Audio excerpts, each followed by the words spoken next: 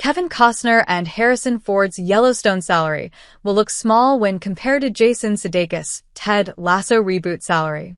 Apple TV Plus' Ted Lasso, one of the most-watched sports comedy dramas, created and starring Jason Sudeikis, became a sensation upon its release.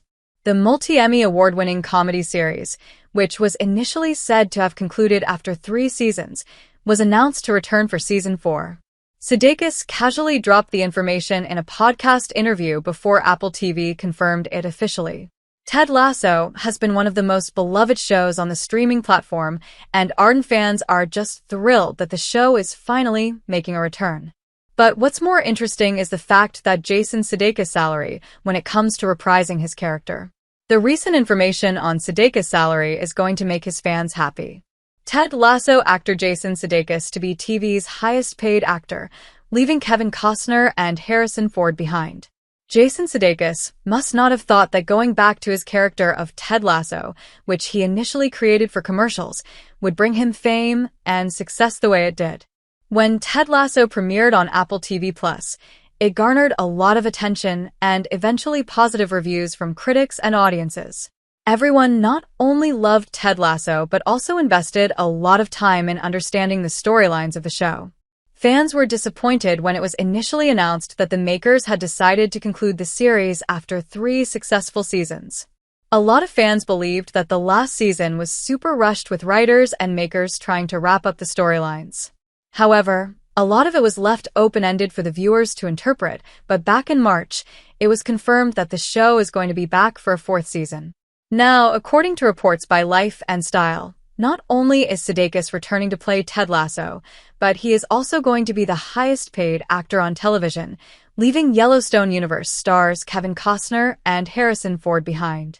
The reports suggested that Sudeikis is reportedly getting paid $3 million per episode. The insiders shared.